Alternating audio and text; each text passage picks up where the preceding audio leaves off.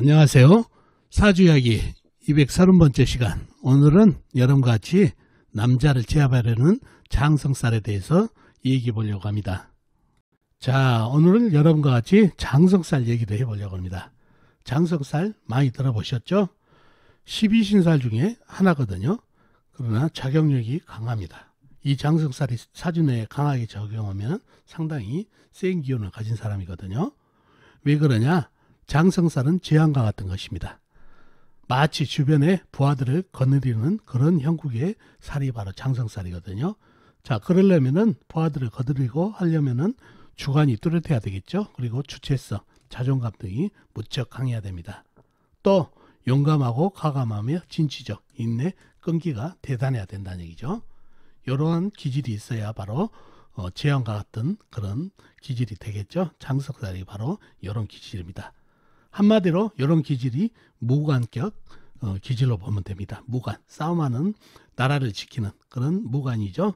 군인, 경찰, 사법계, 검찰 이런 걸 무관이라고 그러죠. 이런 계통이 좋고 물론 문관에도 좋지만 거의 무관에 가깝다고 보시면 될 겁니다. 이런 게 바로 장성살입니다. 자, 이런 장성살이 사주팔자 내에서 흉하고 강하게 작용을 하면 어떻게 될까요? 특히 여자분 사주팔자에서요. 자, 여자분 사주팔자에서 장성살이 강하게 있을수록 여자팔자가 셉니다. 왜 그럴까요? 기질 때문에 그럽니다. 아까도 강한 기질이라고 그랬죠. 기질이 타인에게 고필해하지 않습니다. 그리고 자존심, 경쟁심, 고집이 대단하다는 얘기죠. 이렇다 보니까 남들하고 다툼도 많고 또 인연이 잘 되지 않겠죠. 특히 남자를 제압하려는 성향이 있다 보니까 더욱 남자와 인연이 약하다 보니까 또 인연이 되더라도 길게 못 가고 이런 성향 때문에 이별수가 된다는 얘기죠. 그러니 여자 팔자가 세진다는 얘기예요. 자, 그러면 이렇게 장성살이 강한 여자 사주에서는 어떤 남자를 만나야 그러면은 결혼 생활이 원만하게 될까요? 바로 이런 여성과 결혼하려면 순종적인 남자를 만나야 됩니다. 애처가 공처가 말이죠. 마치 고양이 앞에 쥐처럼 이렇게 모든 것을 순종을 해야 되는 남자를 만나야 무난한 결혼 생활이 된다는 얘기죠.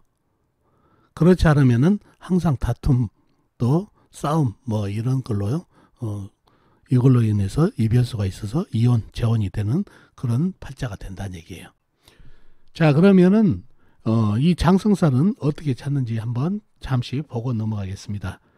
자, 연지를 기준으로 삼합을 찾습니다. 인호술년에 태어나신 분, 해묘민년에 태어나신 분, 신자진년에 태어나신 분, 사유축년에 태어나신 분 기준으로 해가지고 연주 기준이라는 얘기죠.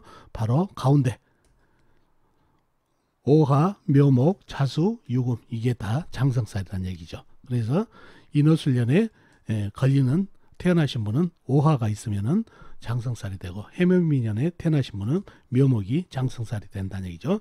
이렇게 장성살을 찾으시면 되고, 자, 사주팔자로 여자분 사주에 장성살이 강하게 있으면은 어떻게 되는지 한번 살펴보도록 하겠습니다.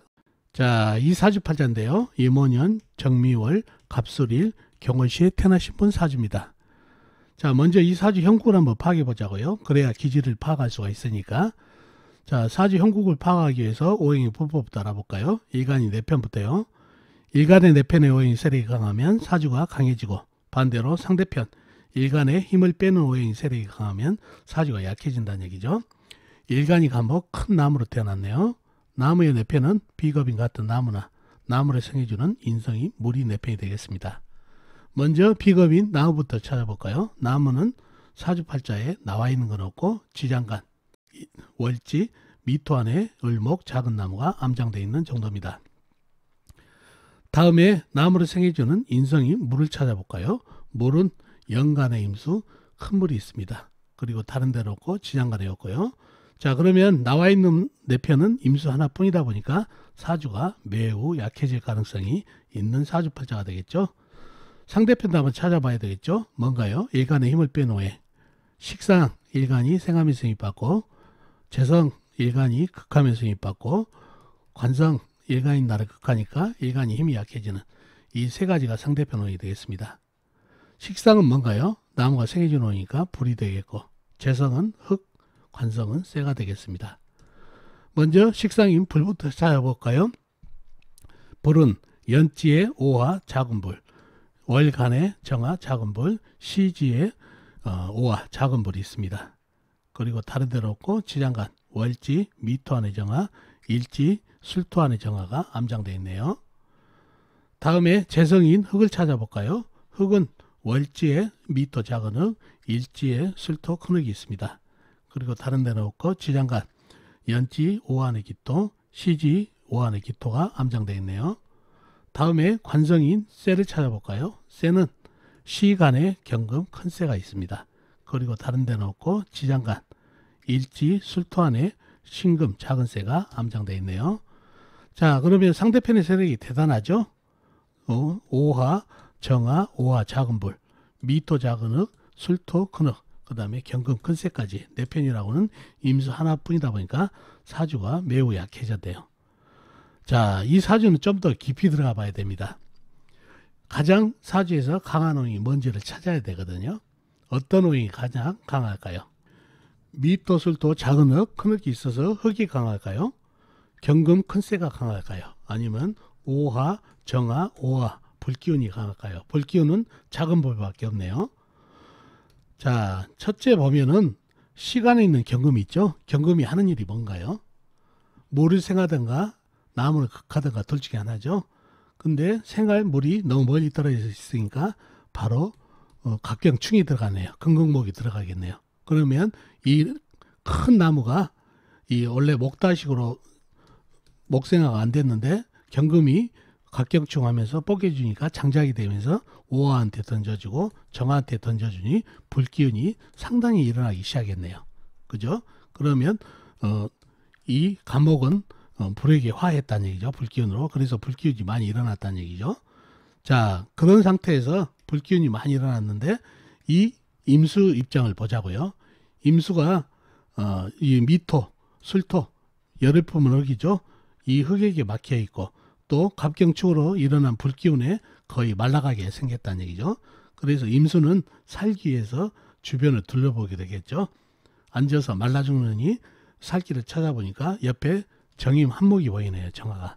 그래서 정임 한목을 하네요. 이 사주에서는 이 임수가 말라서 죽기 전에 합을 받아가지고 정임 한목을 한다는 얘기죠.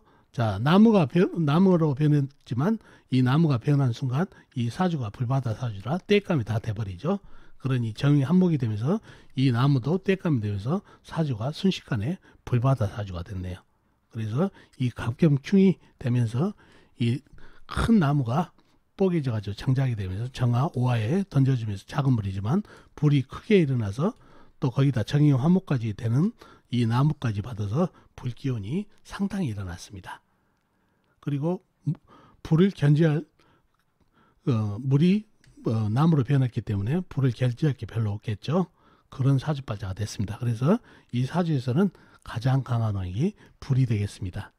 그래서 자칫 이 불기운이 작은 불이라 불이 안 강합니다. 그렇게 볼 수가 있는데 갑경충이 장작이 돼가지고 불기를 상당히 일어나고 정임 한목까지 땔감이 돼가지고 불이 강한 이 사주에서 가장 강한 왕은 불이 되겠습니다. 자, 불이 되다 보니까 이 쇠는 자충수를 뒀죠. 괜히 간목을 뽀개줘가지고 불기운이 살아나다 보니까 거의 녹기 일보 직전에 사주팔자가 된다는 얘기죠. 자, 그런 사주팔자가 됐네요. 자, 그럼 용신은 뭔가요? 용신은 사주팔자의 가장 강한 왕이 불이라고 그랬죠. 불기운을 좀 설을 해줘야 되겠네. 빼줘야 되겠다는 얘기죠. 뭘로 빼줘야 될까요? 흙으로 빼줘야 되는데 술토 안에 무토 있죠. 무토로 화생토 하면서 불 기운을 좀 빼줘야 되겠네요. 그래서 술토 안에 무토가 용신이고 희신 운에서 온 것도 마찬가지 사주에 불이 너무 강하기 때문에 흙으로 설기를 시켜 불 기운을 빼줘야 살겠습니다. 그래서 흙도 무토나 그 다음에 진토, 젖은흙이죠. 젖은흙이 좋겠습니다. 술토 같은 거는 불을 뿜은 흙이라 별로 설기가 안 되기 때문에 좋은 운이 안 된다는 얘기죠. 그리고 축토나 미토 이런 거는 너무 작은 흙이고요. 그래서 큰 흙 중에서도 무토나 진토, 젖은 흙이 좋겠습니다. 그래야 사주에 강한 불기운을 설을해주고 또 토생금까지 이어지는 통간 억부로서 좋은 희신이 바로 큰흙 저진흙이 되겠습니다. 그런 사주팔자가 됐네요. 자, 그런 사주팔자가 됐는데 이 사주팔자가 약한 사주라고 해서 기질이 약하다고 보면 안 되겠죠. 그죠? 자, 먼저 이 사주가 갑술일주네요.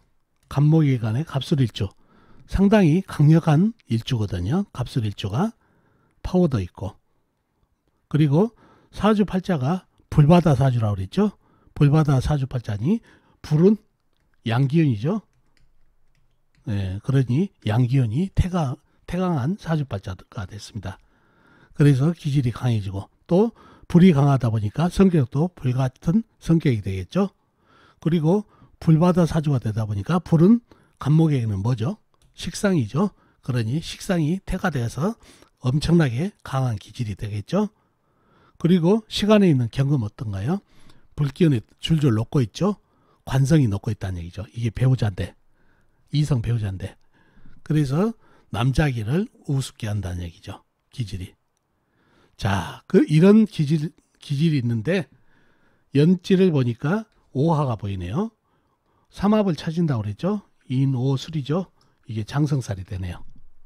이 장성살이 시지에도 있네요. 오화. 장성살이 강하게 있죠. 사주에 병이 뭐였죠? 가장 강한 게 불이었죠.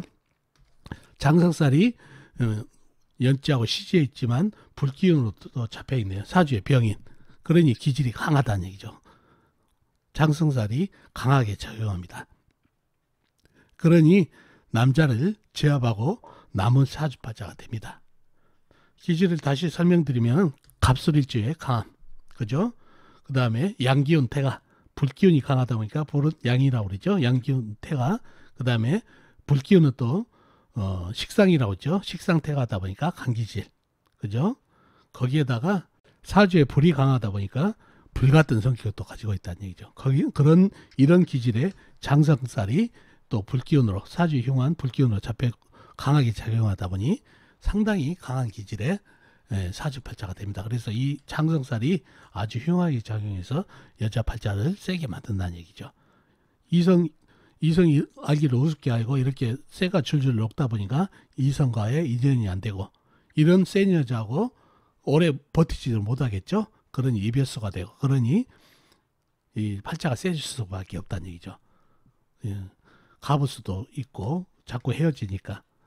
그러려면은 남자를 제압하고 살아야 되고 어떤 남자를 만나야 되냐? 이런 여자분들은 바로 공처가, 애처가 여자분에게 아주 순종을 해야 되는 그런 남자를 만나야 긴 인연이 되면서 편안한 삶이 된다는 얘기죠. 이런 여자분과 다툼을 가지고 그렇게 되면 이길 수도 없을 뿐더러 숙이지도 않죠. 매일 다툼, 싸움이 일어나다 보니까 이별수가 되고 이혼, 재혼수가 자꾸 일어나다 보니까 또 이런 기질의 여자분하고 인연이 잘 안 되기 때문에 팔자가 세질 수밖에 없다는 얘기죠. 그래서 결혼하려면 순전적인 남자를 만나야 된다는 거. 장성살이 이렇게 기질도 강하지만은 이 강한 기질이 장성살까지 있어서 더욱더 기질이 강해졌던 여자분 사주가 되겠습니다. 자, 오늘은 여러분과 같이 장성살이 강하게 있는 사주팔자, 여자분 사주팔자로 이야기해봤습니다. 자, 장성살이 강할수록 기질이 강하다 보니까 남자를 제압하려는 성향이 있어가지고 팔자가 좀 세진다는 얘기예요. 그래서 결혼을 하려면은 순종적인 남자를 만나야 됩니다. 이게 바로 궁합이거든요. 궁합이 뭐 여러 가지를 따지지만 이런 기질을 제대로 보고 이 기질에 맞춰주는 남자를 만나야 궁합이 맞겠죠. 길게 가고. 그래서 이런 기질의 여자분은 순종적인 남자를 만나야 궁합도 좋고 그리고 긴 인연이 된다는 거 기억해 두시면 좋겠습니다. 자, 어떻습니까? 오늘 이야기 도움이 되셨나요? 도움이 되셨으면 좋겠습니다. 다음 시간에 뵙도록 하겠습니다. 안녕히 계세요.